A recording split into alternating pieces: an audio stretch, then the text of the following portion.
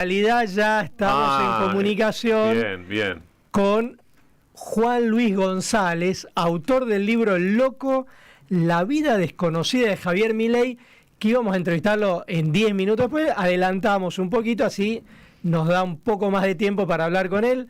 Hola Juan Luis, te saludamos Gastón Reutberg, Cecilia Domínguez y ¿quién te habla? Alejandro Alfie. ¿Cómo estás? Buenas tardes. Bueno, ¿cómo andan? Buenas, muchas gracias por la llamada.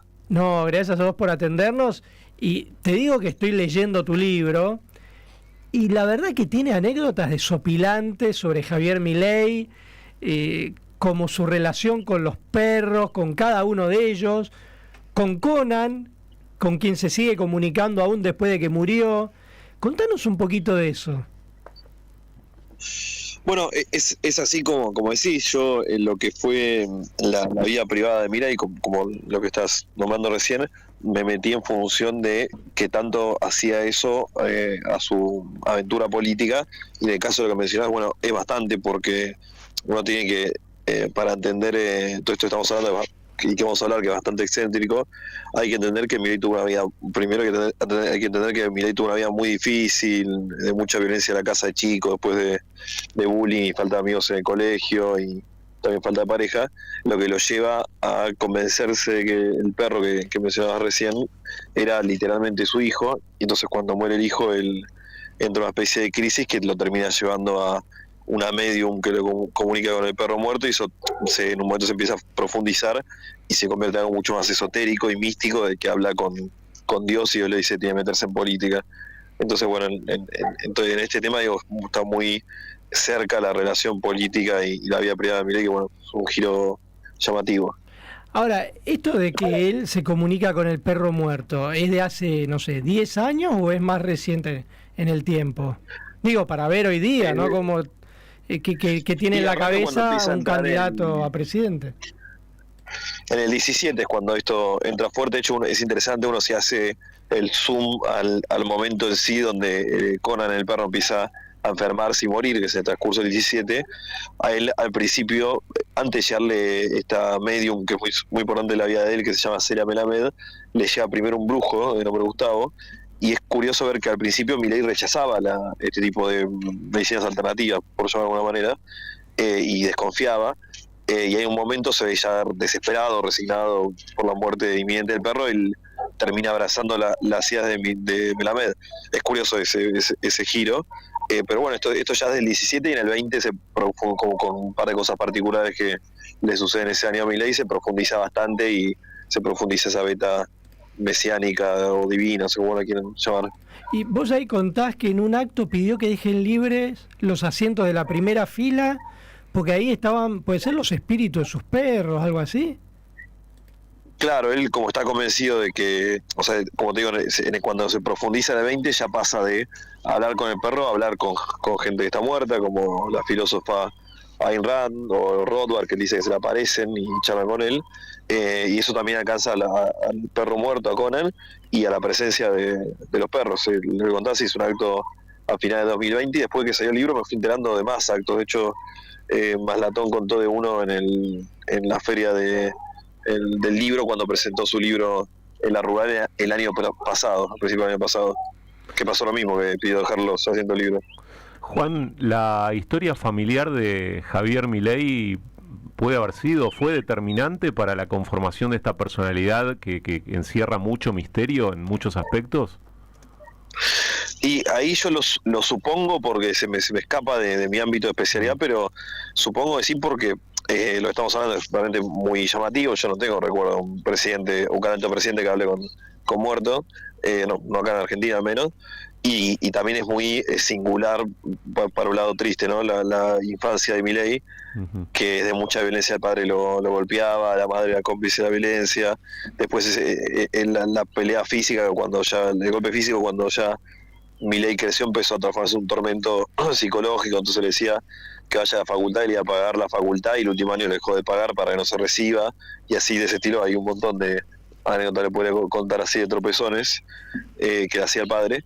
La madre era cómplice de la violencia, y en el colegio a Milei le hacían bullying, no tenía amigos, tuvo su primera pareja a los 47 años, creo que fue con esta chica, la cantante Daniela, que duró 6 meses. Bueno, toda una vida realmente muy, muy difícil. Yo estoy bastante convencido que ningún pibe nace Milei, si se quiere poner esos términos. No se lo puedo mostrar, pero yo creo que sí. De hecho, te lo sostengo esto con la idea de que Milei al principio desconfiaba en este tipo de alternativas, y cuando ya se está por morir el perro y de nuevo él contra la soledad, esa soledad que toda la vida lo complicó, si se quiere, ahí lo termina aceptando. Yo creo que hay una relación de esa vida solitaria con el camino al misticismo. Juan Luis, ¿y encontrás algún otro personaje con el que puedas comparar a Milei en la historia, no digo de Argentina, sino del mundo? Alguien que vos digas, mira, la verdad es que Milei va en el camino de tal o cual persona. Y además a eso le sumo, si vos crees que Milei es realmente así o es un personaje, porque muchas veces viste que muchos dicen, bueno, ¿es así o es un personaje el que creo? A ver, te contesto en orden.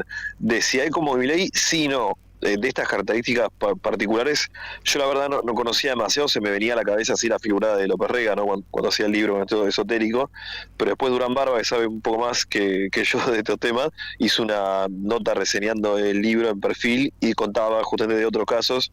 Entonces contaba el caso de un candidato en Ecuador, no me acuerdo ahora el apellido, contra el que compitió asesorando al rival, que tenía toda una cosa mística así muy presente. El caso de la Ayatolá de Irán, que dice que habla con el descendiente de Mahoma, el caso del líder de Corea del Norte, bueno, así varios con este tipo de particularidades, si se quiere. Pero bueno, en un punto, Milei sí se parece, creo yo, a todos los líderes de la nueva derecha que están funcionando en el mundo. Digo, funcionan porque hay algo de fondo que cambió, y cambió en todo el mundo, no solo en Argentina. Entonces ahí sí hay unos puntos en común. Y después no, creo que es muy genuino Milei. De hecho, creo que por eso funciona.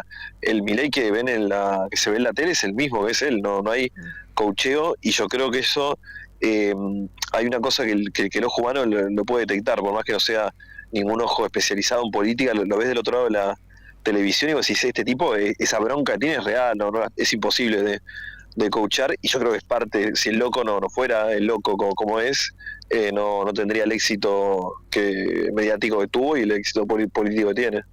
Y hay otro tema interesante que planteás en el libro, es el de los vínculos entre Milei y Eduardo Urnequian, que le sirvieron de ayuda para su carrera política en los medios de comunicación, donde este empresario es accionista minoritario, como en América TV e Infobae. Contanos un poquito de eso. Mírate, si querés te lo arranco más por el diario del lunes, porque esto sucedió después de que salió el libro. Ajá. Yo en el libro revelo que la persona le juntó la plata a Milei en la campaña 21 y en el 23, estoy hablando de la plata de empresarios, la plata más importante. Es un señor que se llama Nicolás Pose, que es el gerente de toda la región sur de Aeropuerto 2000, es un tipo importante en el organigrama Aeropuerto 2000. Vos entras a la página ahora de Aeropuerto 2000, más institucional, aparece Urnequian primero y dos nombres más abajo, Pose. Y desde que salió el libro, y esto me enteré porque lo investigó y lo publicó Victoria de Masi en el diario AR, a Pose le dieron, justamente haciendo notas sobre esta relación de Urnequian y Milei, le dieron a Pose ahora, en julio, una licencia en el trabajo por conflicto de intereses, lo que a mí me parece un poco risueño, si se quiere, porque se la dieron en julio cuando ya la plata para la campaña ya está hecha, y también lo había hecho en el 21, pero bueno. Volviendo al pasado, sí, Urnequian lo empuja a Milei en los medios afines. El contexto ahí es que Urnequian está en una guerra muy descarnada con el gobierno macrista, porque le quería sacar la concesión de Aeropuerto 2000 de Ezeiza y de Aeroparque, y en ese gran tablero de operaciones que manejaba Urnequian, uno fue empujar a Milei, que era un durísimo detractor del gobierno macrista en general, pero Marcos Peña en particular, que es una relación que después se tiene otro capítulo en que, de hecho el título de ese capítulo que te referís, el de Urnequian y Milei, se llama, es una textual, que es darle una mano a Javier, que es lo que le pide Urnequian cuando Spert lo va a ver para su campaña, cuando lo va a ver como muchos políticos van a ver a grandes empresarios, y ahí Urnequian le pide que lo sume a Milei a las filas de Spert, que de hecho después lo que termina pasando, si se acuerdan, entra así Milei a la política. Ahora, ¿y cómo desembarca en América TV? ¿Cómo empieza ahí? ¿Hay ahí alguna ayuda también?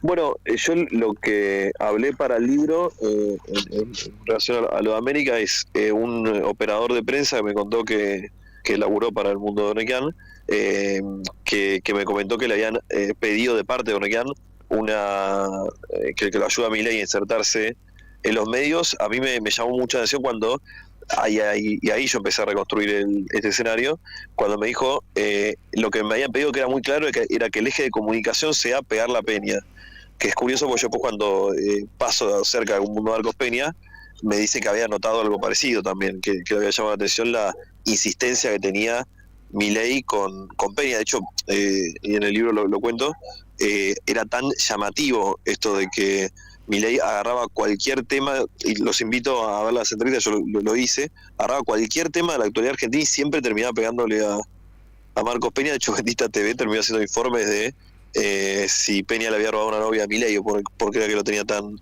Y esto era porque los intereses de Urnequian, digamos, entraban en colisión con el gobierno de Macri y Marcos Peña, era eso básicamente. Claro, o al revés, si querés. Ahí hay que entender que Urnequian y Mauricio Macri se llevaron mal desde hace muchas décadas antes de que llegara Macri al poder. De hecho, Urnequian le dice boludito a Mauricio, que es como le decía, dice la leyenda, que como le había puesto Franco Macri, íntimo amigo de Urnequian de toda la vida. Y ya esto también lo reconstruí con mucha gente del mundo Urnequian, algunos de cargos bastante altos, que me contaron que ya antes de que Macri asuma lo fue a ver a Urnequian para avisarle que iba a cambiar la política comercial.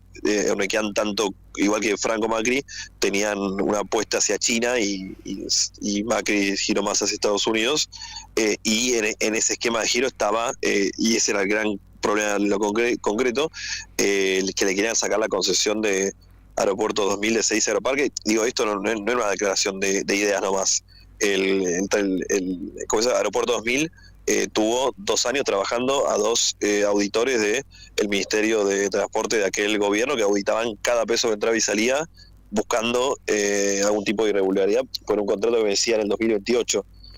Y digamos, fue tan dura esta guerra que terminó Urnequian como señal de paz entregando a Rafael Bielsa, que era el director de Aeropuerto 2000, tipo ya además venía mal por también su pasado político con el macrismo, no había coincidencia. Ahí es de hecho donde se cambia Aeropuerto 2000 y donde desembarca fuerte en el mundo Urnequian, el sobrino de Urnequian, Martín Urnequian.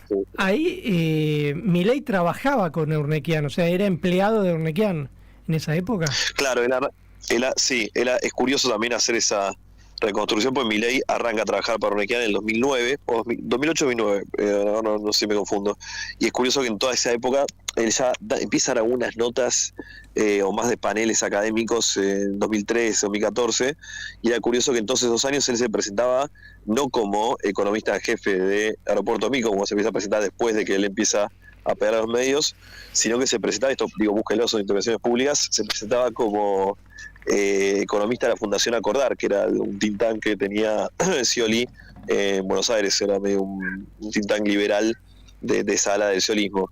Y él sí tiene su gran salto en el mundo urnequiano en estos años, en 2016 y 17, que coincide con su crecimiento mediático también. De hecho, llegó a armar como un equipo de 5 o 6 economistas. Eso se frisa bastante cuando sale Bielsa, que un tipo que tenía muy buena relación con Milei, y entra el sobrino de Urnequian, que por el contrario no tenía una buena relación con Milei. En Contacto Digital estamos hablando con Juan Luis González, autor del libro El Loco sobre Javier Milei, la vida desconocida de Javier Milei. Juan, vos, en función de tu reconstrucción, de tu investigación, de tu libro, ¿crees que esta personalidad muchas veces impredecible de Milei puede llegar a ser incompatible con una gestión política, pensando que muchas veces el político tiene que ofrecer previsibilidad a la ciudadanía con sus medidas y demás? ¿Cómo ves que pueda operar? Sobre todo también te lo pregunto por los estados de ánimo, ¿no? Porque parece en algunos momentos un tipo equilibrado, pero en otros momentos de pronto se pelea con alguien y sigue esa pelea hasta el final, ¿no? ¿Cómo puede operar esto en una lógica política en el caso de que él tenga una responsabilidad de gestión? Sí, con exactitud no te lo podría decir, pues seguro de estar lleno de casos de presidentes también con sus distintas particularidades. A priori sí, también me da algunas inquietudes, digo, sobre todo después en el libro esto está más profundizado, pero en esta cosa de su idea mística, está convencido también de que los perros, él cuando Conan se muere, una cosa que hizo fue entrar en esta cosa con la medium y lo místico, y otra vez que lo mandó a clonar en Estados Unidos, le llevan 6 clones, uno muere al año, él lo llama el angelito, y él dice que los clones lo asesoran en temas puntuales de la realidad. El nuevo Conan lo asesora con estrategia general, Murray con economía, Robert, todo tiene nombre de los economistas que le gustan a él, la Cebra Futuro, bueno, y así. Entonces, digo, para bajarla bien a tierra la pregunta, y a mí me inquieta que alguien podría llegar a tomar algún tipo de decisión basado en el gabinete de perros, o de la hermana que también, la hermana se entrena con esta medium, Celia Melamed, la hermana Karina Milei, y también está en la misma sintonía y toma decisiones en comunicación con los perros o con la carta de tarot. Y bueno, a mí sí me genera alguna inquietud. De todas maneras, no creo que vaya a llegar a la presidencia, no es un escenario que no lo veo, la verdad. Juan Luis, ¿vos creés que esa identificación que los chicos, los jóvenes tuvieron con él fue buscada por él o se dio naturalmente? Ambas. El estratega de Milei en el 21, Mario Russo, de hecho una de sus grandes insistencias en el espacio apenas llegó, era justamente ir a buscar el voto joven, decía 18-25, perdón, 16-25. Sí. Más allá de eso, yo creo que es natural. Las encuestas que tiene la Libertad Avanza, las que tienen ellos, dicen que el 80% de sus votos son de 16-25. Que eso es más una encuesta, yo no sé si es real, pero yo haciendo el libro entrevisté a muchos influencers del mundo liberal, sí. Iñaki Gutiérrez, que trabaja con Milei, Malatón, Dana, Franco Rinaldi, Xavi Santoro, bueno, varios, y a ellos les pregunté los números de sus visitas, y ahí era clara, pero era matemático, te decía, el grueso era de 16-21, ni siquiera a 25. Yo creo que eso además tiene lógica, más allá de los pibes hacia Milei, tiene buena lógica porque ahora van a votar en el 23 los chicos que nacieron en 2007, que no conocen otro índice de inflación que no sea de 2 dígitos y cada año peor. Entonces alguien que viene y le dice está mal, a pibes que le cuesta mucho tener un primer laburo, con ese laburo y salir solo, que ven una Argentina cada vez peor, que no tienen recuerdo de hecho una Argentina que ande bien, yo entiendo por qué puede funcionar. Pero sí, es un fenómeno de jóvenes, pero contra. Juan Luis González, vamos a decirle a los oyentes que vos sos periodista político, que trabajás en la revista Noticias, que colaborás en Anfibia, sos profesor de la Escuela de Periodismo de Perfil y conducís un programa en FM Millennium, que ganaste un premio ADEPA por una entrevista que hiciste sobre el caso de José Luis Cabezas, que estudiás Historia en la Universidad de Buenos Aires, y este es tu primer libro, El Loco, que realmente a mí me sorprendió porque estos temas que vos tocás no circulan habitualmente por los medios, por lo menos hasta que publicaste el libro. Bueno, eso es algo que a mí me llamaba la atención. Yo, de hecho, haciendo el libro, le confieso que yo decía, bueno, me va a quedar la mitad del libro vieja, pues esto va a salir en algún momento. Porque a lo que es que la gran fuente del libro es Javier Milei, y la gran fuente de todas las cosas que hablamos recién es Javier Milei.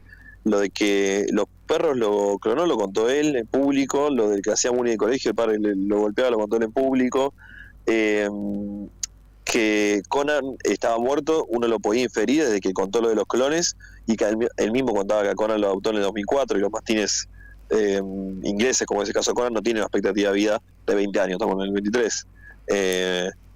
Claro, pero que bueno, se comunicaba con los perros muertos, eso es medio raro.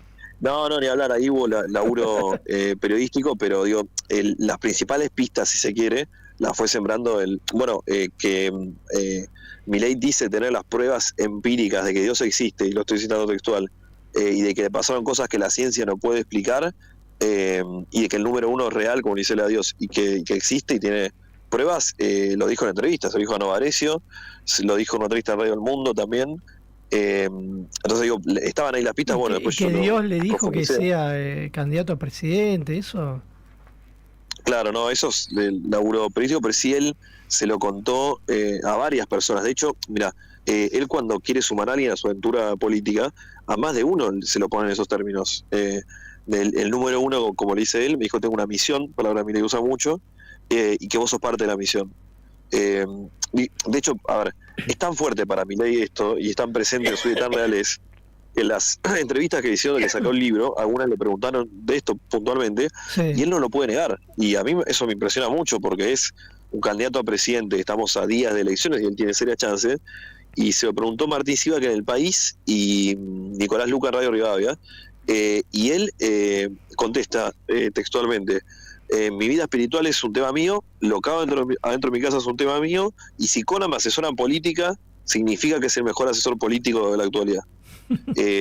Claro, como que da Sí, vuelta bueno, la pregunta e ironiza con eso. Sí, ironiza, pero bueno, Clarín de hecho lo sacó como una confirmación después de lo que pasó con Rivadavia. Sí, bueno, yo no te puedo decir, yo creo que eso es una confirmación, y me imagino que le pasa lo mismo a la mayoría de los que escuchen o lean la respuesta de Milei. Pero bueno, sí, es muy llamativo. Bueno, Juan Manuel, nos quedamos sin tiempo. Te agradecemos muchísimo. Recomendamos la lectura del libro El Loco, Juan Luis González, la vida desconocida de Javier Milei. Y esperamos, bueno, estar en contacto prontamente para seguir profundizando sobre el libro. Dale, cuando quieran. Gracias a ustedes por la llamada. Bueno, un abrazo, muchísimas gracias. Era Juan Manuel González, autor del libro El Loco, la vida desconocida de Javier Milei.